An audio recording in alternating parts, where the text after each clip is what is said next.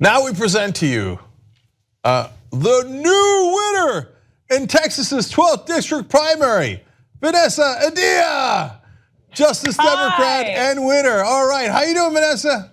Oh, I'm great. It's been a fantastic night. I spent the night at the polls greeting parents and students who were coming out to vote me, and it was definitely the highlight of this campaign so far. All right, I love it. I love seeing happy headquarters there. I almost said rebel headquarters, but in a sense it is tonight.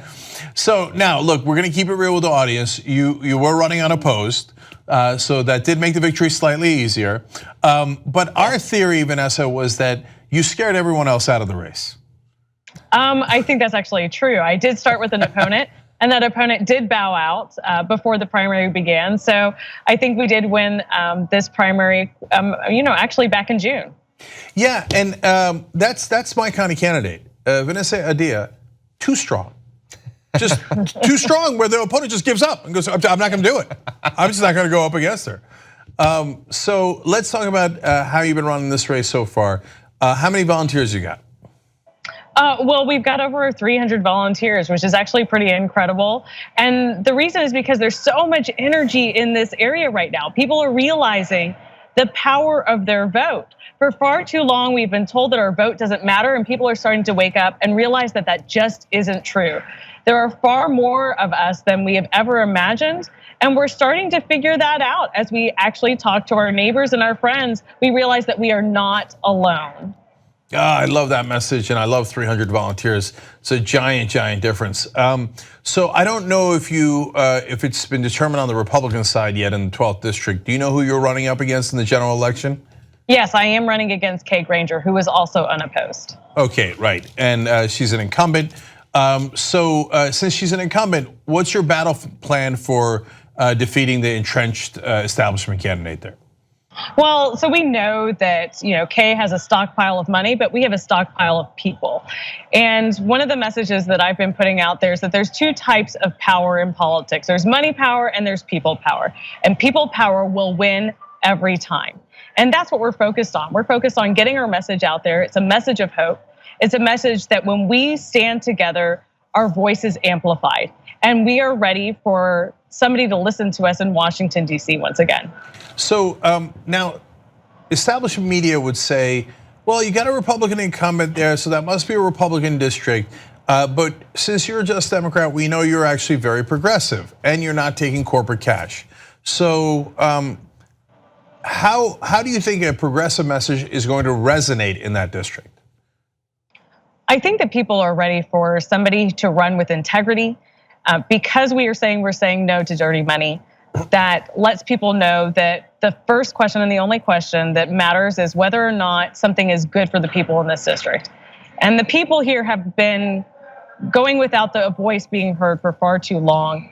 Kay Granger hasn't had a town hall since the early 2000s. And most recently, she has blamed, safety because, as the reason why she hasn't done it. Well, that surely hasn't been the reason for over a decade. She's got excuse after excuse, but the reality is she doesn't really care what the average person in this district hopes or fears or what they care about.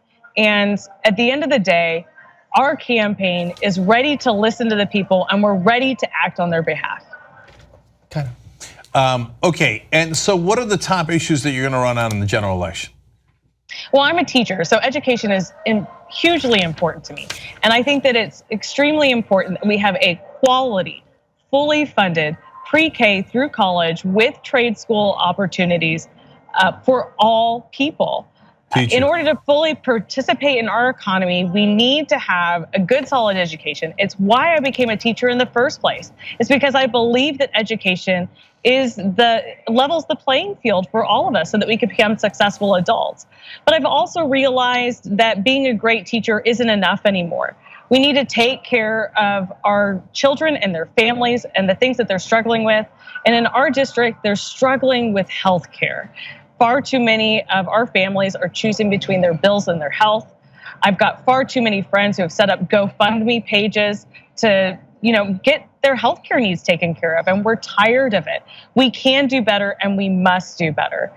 And then we're also concerned about making sure that we have an economy that works for us. There's so many families that are struggling just to get by, and they're working hard. And we need to bring dignity back to work by making sure that every single family is able to earn a family sustaining wage, and that we don't allow big corporations like Walmart to essentially subsidize their employees' salary through,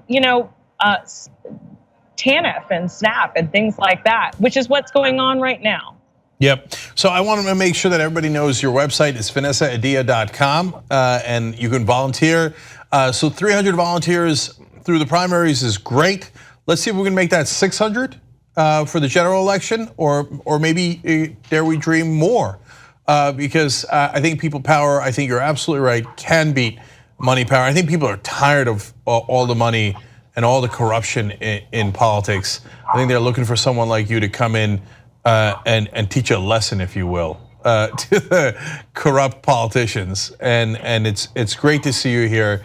And I hope you come back in and check in with us at Rebel headquarters and the rest of the TYT network as your campaign develops. Wonderful. Well, thank you so much for sharing this night with everybody out there watching. And we're so excited to be part of the blue wave that's starting here in Texas. And Vanessa, one last thing. Congratulations. You're the first Justice Democrat to win your race. Yes, thank you so much. All right. Excellent. Go get them.